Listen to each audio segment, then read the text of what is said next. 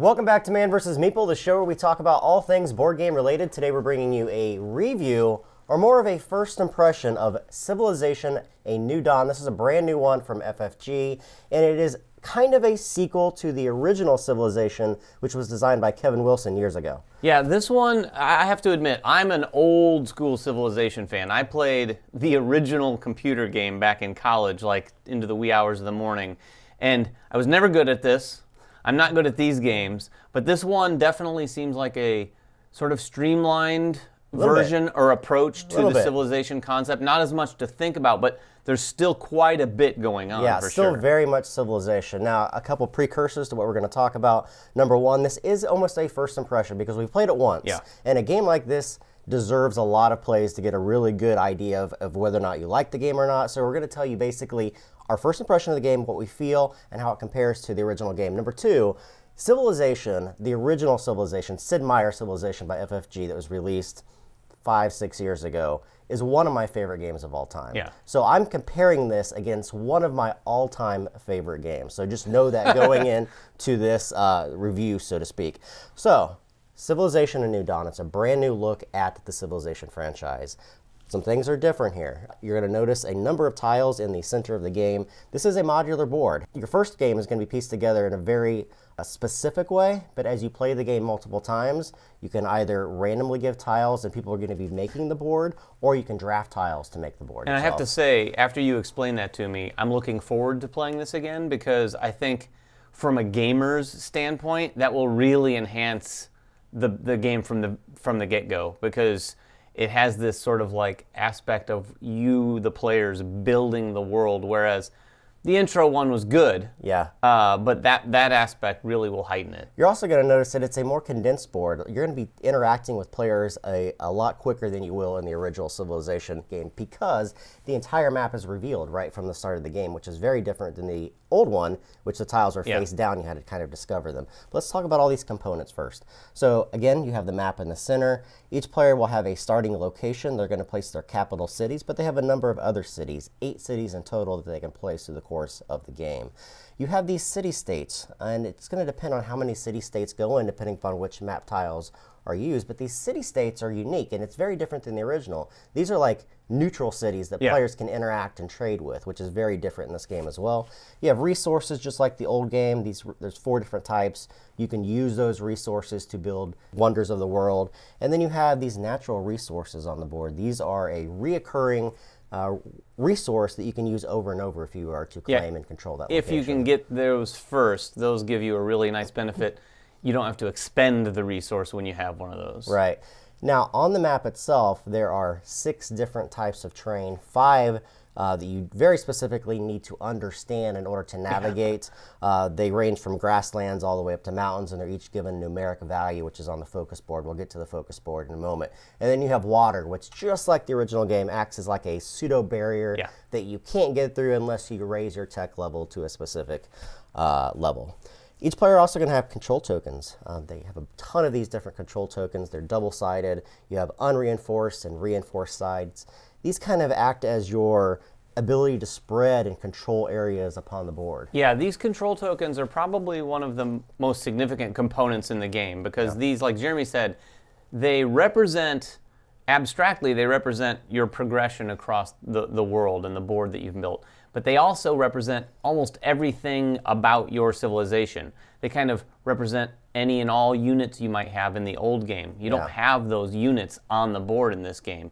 Your control tokens kind of represent all of that. It allows you to build cities further out. It allows you to interact with other civilizations because you're attacking potentially from these control tokens. And they create a really good buffer to prevent other players from getting into your areas as well, because they have to attack those control tokens before they can get to your cities. You have caravans too, and these are kind of similar to the original game. They look exactly the same. But we'll get into trade in a moment. These act more as a trading aspect. So Civilization, the video game, is really based around interacting with other cities, either conquering them or making alliances with them. This game really focuses on that alliance aspect. You are interacting with the city-states and doing special things with them, and you're also interacting with the players around you and being able to gain abilities from those players by saying, hey, here's some trade goods. And the cool thing about these units, too, is the caravans, right? Yeah, caravans. Yeah, the caravans, they're not in danger, which is something that you really, as a player, should communicate to all the players at the table at the beginning of the game, because someone new to a game like this is going to be afraid of taking anything out on the board for fear that it's going to be destroyed. Yeah. So these caravans, you can take them, and they're not really at risk like you would think they might be. And you can take them, like Jeremy said, to other cities and establish trade routes. And then later in the game, you can then turn around and destroy those cities. Yeah. But that really captures very similar to the feel of the original game. You also have barbarians. These act kind of similar to the original. They're kind of a neutral, bad faction that you can either fight against and will come in and destroy your control tokens and destroy your cities. You have a bunch of different tech cards. These tech cards and the focus board are really the focus, no pun intended, of the game itself. It is the core mechanic. These are action cards, effectively, and everyone starts out with the same 5 action cards, although when you start the game, depending on what role or culture you choose, you're going to put those in a different order on your focus board. And these cards are where you're going to not only take your actions, but you're also going to upgrade these cards throughout the game through the technology upgrades. So again, in a thematic way, this thing abstracts a lot of the aspects of the Civilization game, and these cards definitely represent how strong your military is. They represent how well you are at trade, just depending on what you do with them. Yeah. You have trade tokens. Trade tokens can be acquired in a number of ways, mostly by moving your caravans into different either city-states or other player cities, and grabbing those and putting them onto your tech cards to be able to enhance those tech cards in very specific ways. And then you have diplomacy cards for both each player and diplomacy cards for the city-states that you interact with. All right, so let's talk about the actual gameplay itself. It's actually extremely simple. There's no free actions in the game. It's simply you take one action and then the turn passes. Yeah, really. So the turn structure is very quick. It is. In fact, we say this about some games in the past where you look at a game and it looks complicated, but it's so easy to play. This one may take the cake because it obviously looks like, I know a lot of people would look at this game on the table and say, nope, no way. Yeah. But it's so simple that what you're doing on your turn is so simple. All the information you need to know is right here on those 5 cards I was talking about, and you choose one of them, and then it's the next player's turn. Let's dig into the focus because this is really what the game's all about. So you have this focus bar in front of you, and each player has the same focus bar, just has a different color representing whatever player color you're playing, and they are numbered 1 through 5. Each of these numbers represents a different type of terrain on the board. So your least ones are your grasslands, they're a 1, and then your mountains are a 5 with a range in between. This is going to be laid out in front of each of the players, and below the players will be all of their focus cards, or tech cards, that they're going to be interacting with in specific areas. Now, which card you use depends on how you can interact and with which lands you can interact with, and how powerful those cards might specifically be. How the actions work are very simple, as David said. You just pick one of your things and you wish to do, and you basically shift it down on your focus bar. You read what the card does, and then you get to do that power depending upon where you are and which terrain that you can interact with. Any card that you use, wherever it may be, will then be picked up, and all the cards will be shifted to the right, making those more powerful, and then this one the least powerful. Yeah, that's the mechanic in this game that I'm fascinated by. I've never seen that. I've seen action cards, obviously, and action selection, but this whole sort of thing where you're managing this scale almost feels like a video game, some RPGs, where some things are getting power, they're building up, you use them, then they reset to the bottom. And you can really manage this thing. And don't think that when it's at the number 1 slot that it's useless. Yeah. You know, that's where you can get stuff still done in the grasslands. You can look at the board and say, oh, I've got some stuff to do in the grasslands. So I'll use that card again. And it allows you to kind of wait and use your high-powered cards at the right time. Like he said earlier, the territories up there make a big difference too. For instance, here's one where those control tokens he mentioned about reinforcing, there's another card that allows you to put those control tokens out on the board. And when you do, you can only put 2 out unless you've upgraded this card, but you can only put 2 out, so it has nothing to do with the number. But where you put those control tokens has everything to do with where that card is on the focus board. So if you have it all the way up on the 5 spot, which is the mountains, you're allowed to put those control tokens on the board on mountains or anything below that. Yeah. If it's down in the grassland, that's going to limit where you can put control tokens, so you might need to let that rise up to the top. And it's a really cool push and pull with these, because there may be something in the 1 or 2 slot that you need to push up. Yeah. However, there may be something in the 4 and 5 slot that's really not going to benefit you, but you still have to use it in order to get those guards to progress further up the track. That is the quintessential situation that you find yourself in. Yeah. You have a couple cards sitting in the 4 and 5 slot that you're waiting to use for that perfect time, and then all of a sudden you have a card in your 1 spot and you're like, oh, I really need to use that, but I need to get it up to like 3 or 4. Right. So you need to make room. So it's about choosing which ones you're going to sacrifice back down to the 1 spot so you can get that up. Yeah, so you may be wondering, like, how does all this interact? How do I introduce new cards into this track? It's done with technology. Now, this is a little bit different than the original game.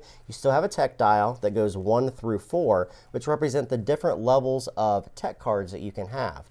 One of the cards in here is called Astrology, and depending upon where you are on the slot, you get to move this tech dial that many spaces. So if I use my Astrology, which is on the 3, I get to move this up 3 spots. Anytime I hit one of these flags, I get to then look through my deck and pick anything from that tech level and replace it immediately and take the old card, put it back into the deck, and have a new card there. Anything I have on that card will remain on that card, meaning trade tokens that I've acquired through the course of the game. And what's cool is these cards, the new technologies, they replace them, but they're not completely different cards. They're usually just enhanced versions of what the last card was. Maybe do them, it does the power a little bit more significantly. Yeah. It might add yet another option that you can do. The other cool thing about this, the way this works is that Astrology card, you're thinking that, you'll just let that get to the 5, and when it naturally gets to the 5, you'll do tech. Yeah. There are going to be times in the game where you're maybe 1 or 2 notches away from that next technology card, where using it at the right time allows you to use it, upgrade another one of your cards that's up here in the 4 and 5 slot, and then use an even more powerful action than you thought you would the next turn. Yeah.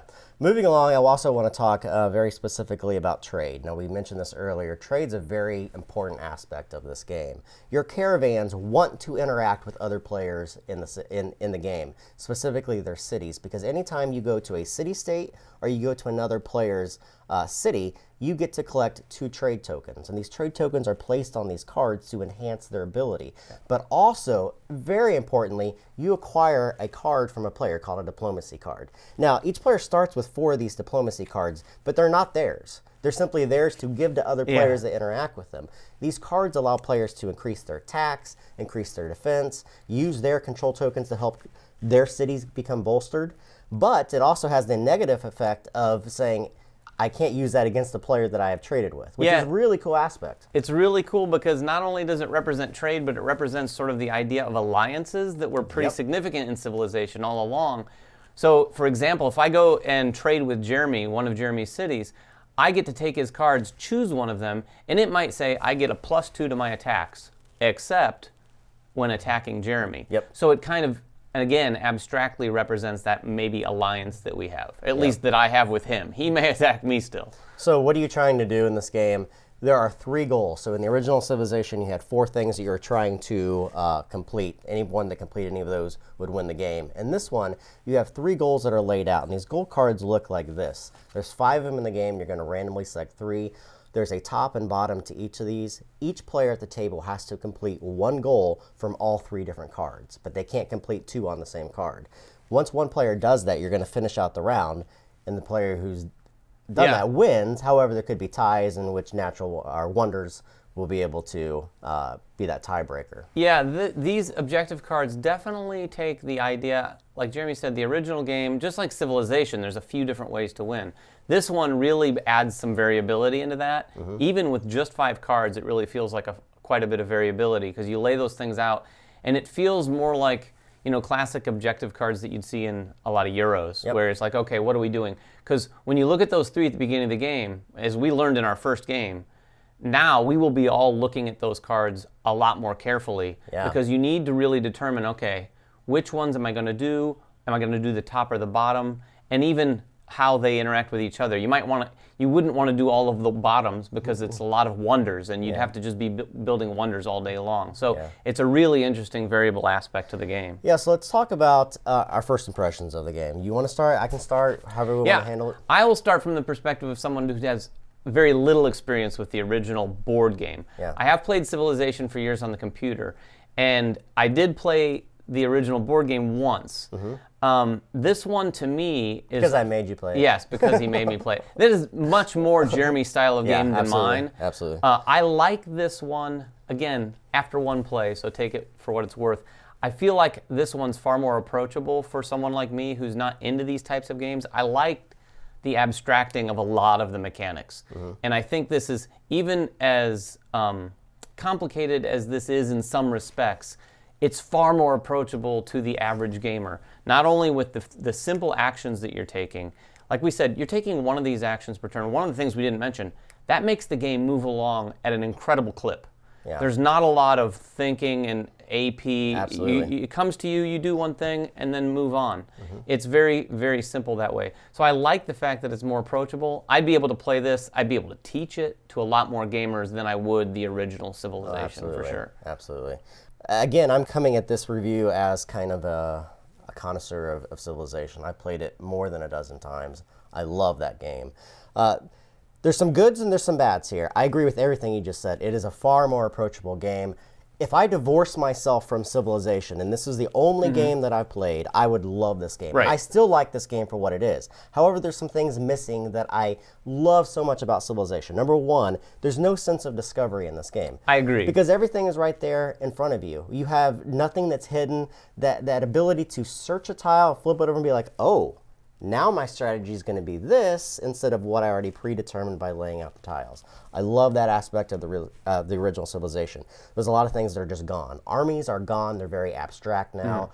Combat's done through dice and some, like your numeric numbers on your lands are kind of your combat values, which are a little bit wonky. It's a little bit different. I love the original army stuff. And then also what's gone, government cards, gone. Culture cards, great persons, the buildings that you build that make your civilization so unique from another player, all those things are gone.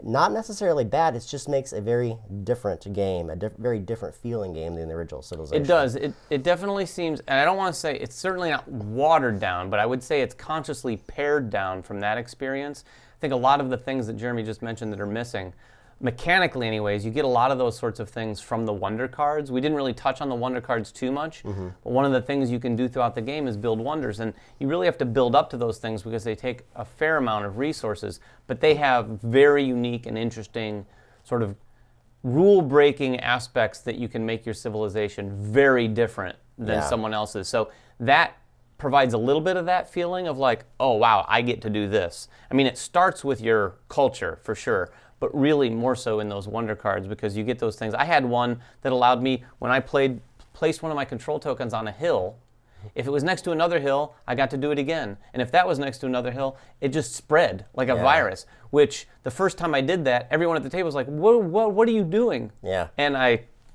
proudly raised my card and showed them. There are some really significant powers. That's what I love about those sorts of powers in a game is when you get it and you're like, whoa, that seems ridiculously unbalanced. But I don't think it is. Again, we've only played one game, so we'll have to play a little bit more, but those felt really good to me. I also like how at the beginning of the game you are literally at times, depending on the setup of the map, right on top of each other. It forces players to interact. The caravans and the trade aspect really make Civilization what it truly is too. Like the original game didn't have that whole it did a little bit, but not like this one. This one really encourages players to go out and interact with other players in either a forceful or a peaceful way, which is different. Yeah, and I think the way that represents, like I said earlier, the way that represents potential concept of alliances, it might even encourage people to forge some of those alliances at some case. So I might do that with one player, and if another player is beating up on everyone else from like in an aggressive way, those alliances might more naturally form as opposed to just combating the guy who's beating everyone up. Yeah, and I also really like the focus bar. This is a really cool aspect. I love the original tech pyramid in the game, but this tech one's just as good. It's very unique. It's cool the way that you can upgrade them and how they interact with a different number system. I would agree. I can't underscore that enough. This focus bar and how it works with these cards is one of the coolest game mechanics that I've seen this year. Yeah. Like, I can't wait to see this mechanic in other games. And if I'm missing, if any of you know of another game where this exists or anything like it, please let us know in the comments because I'd like to know. Yeah. So go try it out. If you guys are a huge Civilization fan, I think you're either going to like it or not like it. I don't know. Yeah. I enjoy it. I love the original Civilization. I can't wait to play it again. Brand new game just came out. If you guys have questions about it, make it in the comments below. We'll answer them for you. Subscribe to us, follow us on Twitter, like us on Facebook, everything else that we do. Happy holidays to you guys, and we'll catch you guys next time. Bye-bye. Season 2 of Man vs. Meeple is sponsored in part by Cool Stuff Inc. Cool stuff in stock at coolstuffinc.com.